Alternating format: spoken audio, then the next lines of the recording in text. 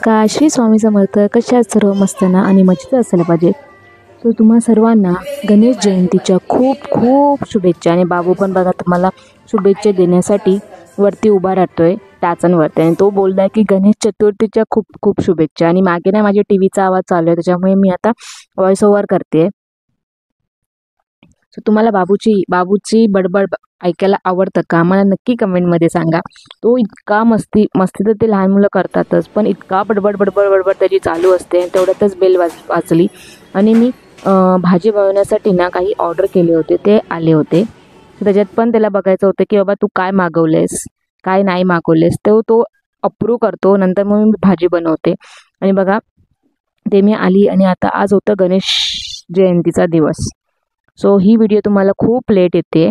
So आम्ही आता गावी गेलो होतो, त्या पण व्हिडिओ तुम्हाला मी टाकणार आहे. सो ह्या नंतरच्या व्हिडिओ तुम्ही नक्की बघा, कारण की आमच्या गावी गणपती बसतो. सो त्यामध्ये तर खूपच मजा आली आहे. सो त्या व्हिडिओ नक्की बघा. सो आता आम्ही दोघंच आहोत. प्रशांत कामाला गेले होते. सो आता भाजीची तयारी करून घेतली. बटाट्याची भाजी, पनीरची भाजी, थोडीशी भजी बनवणार होती. मोदक गणपती बाप्पासाठी तर बनवणारच आहे. नंतर थोडेसे पापड आणि थोडा लोणचा, भात, डाळ हे सर्व आजचा मेनू आहे. सो मी आता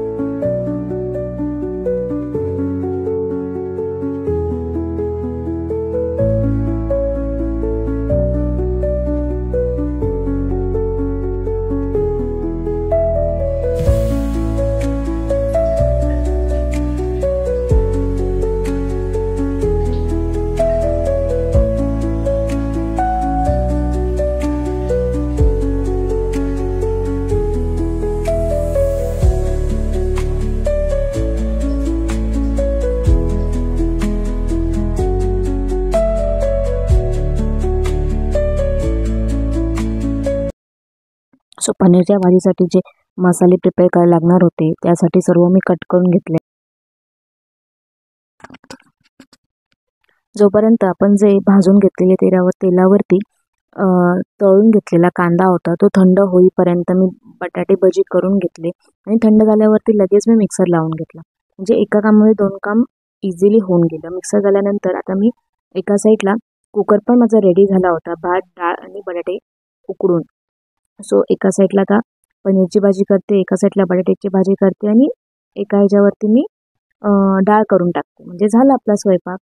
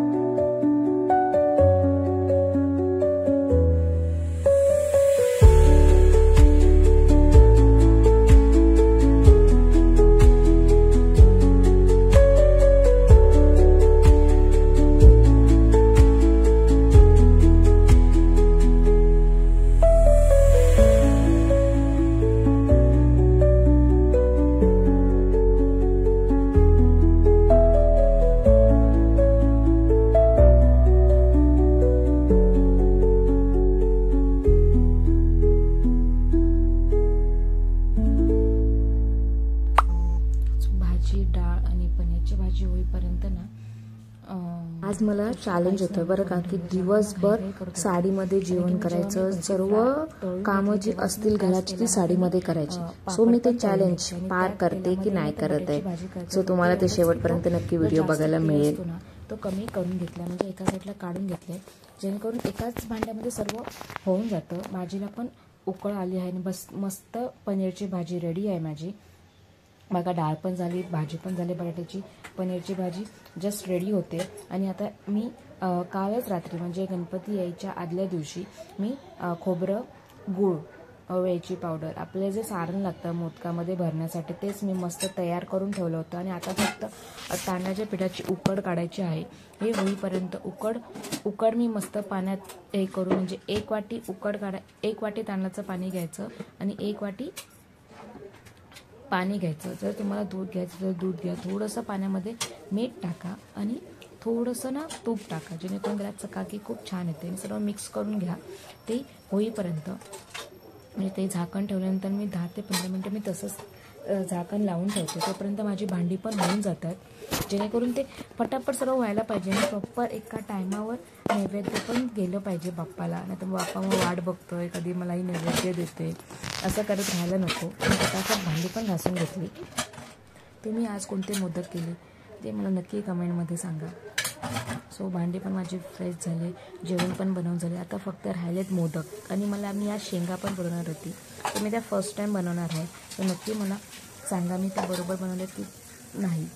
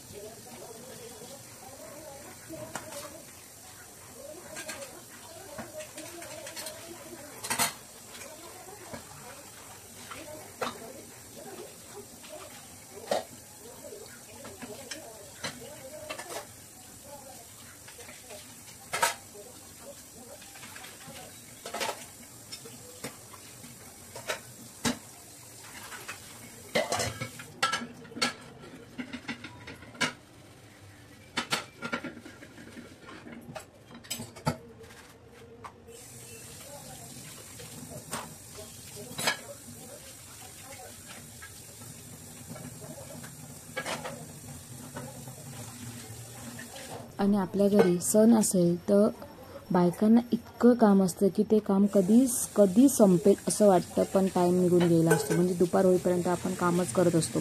सकाळी जी उठल्यापासून जे आपण कामाला सुरुवात करतो ते रात्री झोपेपर्यंत, सण असेल की आपल्याला जास्त उत्साह पण येतो आणि सर्व काम करण्याची ताकद पण असते, कारण की ही एक स्त्रीच करू शकते. सो बघा, आता मस्त पनीरची भाजी पण माझी रेडी आहे.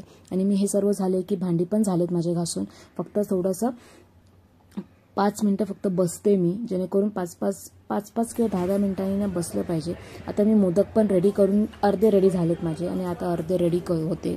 आणि ह्याच पिठाचे ना मी शेंगा पण बनवणार आहेत. तुम्ही नक्की सांगा त्या बरोबर बनवते की नाही. सो तुम्हाला माहिती आहे का, गणपती बाप्पाला मोदकच का आवडतात, ते दुसरं का नाही खाल्ल्याने त्यांचं पोट भरत, तर मी तुम्हाला आज सांगते, नीट ऐका. सो मला जेवढं माहिती आहे मी तुम्हाला सांगते. एकदा ना शंकर भगवान झोपले होते आणि गणपती बाप्पांना त्यांच्या दाराशी ना पहारा देत होते. तेवढ्यात ना त्यांच्याकडे परशुराम आले आणि गणपती बाप्पांनी त्यांना दारातच थांबवले, जेणेकरून ते आत नाही गेले पाहिजे. सो परशुरामांना आला राग. ते त्यांच्याशी भांडू लागले की तुम्ही मला आत का नाही जाऊन देत आहे, मी हे करेन, मी ते करेन, असं त्यांना सांगू लागले. पण गणपती बाप्पाने अजिबात त्यांना आतमध्ये जाऊन दिलं नाही. सो परशुरामांनी काय केलं, त्यांना खूप राग आला आणि त्यांनी शंकर भगवानांनी त्यांना दिलेलं परशुरामांनी गणपती बाप्पाचा दात तोडला. म्हणजे एक दात जो अर्धवट आपल्याला दिसतो तो एक दात त्यांनी तोडला.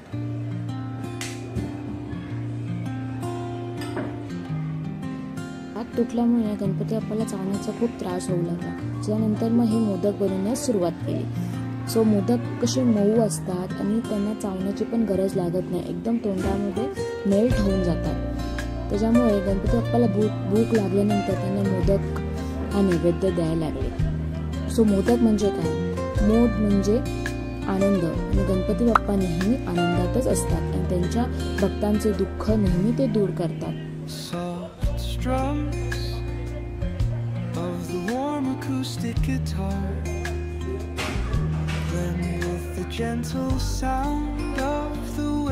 बाप्पा आपल्या आनंद आहेत म्हणूनच आपण त्यांना विघ्नहर्ता असे बोलतात. सो तुम्हाला स्टोरी सांगतानंतर माझे मोदक पण रेडी करून झाले आणि आता मी बनवते शेंगा. सो शेंगा पण तशाच बनवायच्या. आपण तशा करंज्या बनवतो ना की त्या तळायच्या नाहीत, फक्त त्या उकळायच्या. मोदकामध्ये जे सार नसते ना ते त्याच्यामध्ये टाकायचे आणि करंजीसारखं त्या फोल्ड करायच्या. अशा प्रकारे त्या शेंगा बनल्या जातात.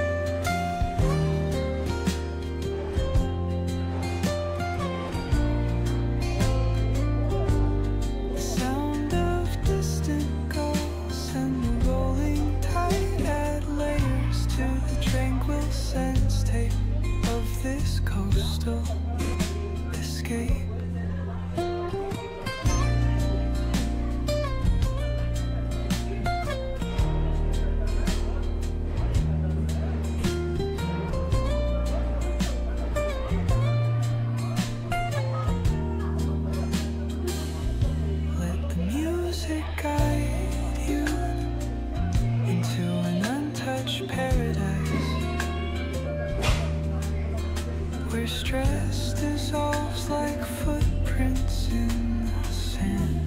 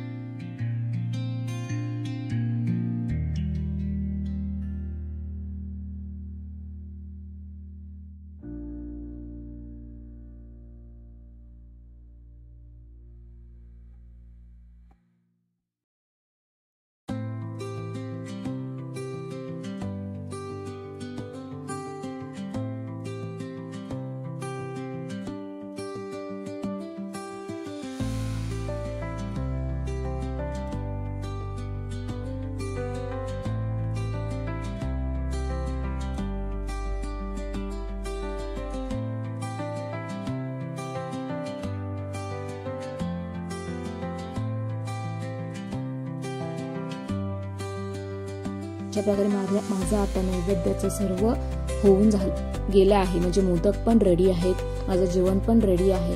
सो आता नैवेद्य दाखवायचं बाकी आहे. मी व्हिडिओ इथे थांबवते.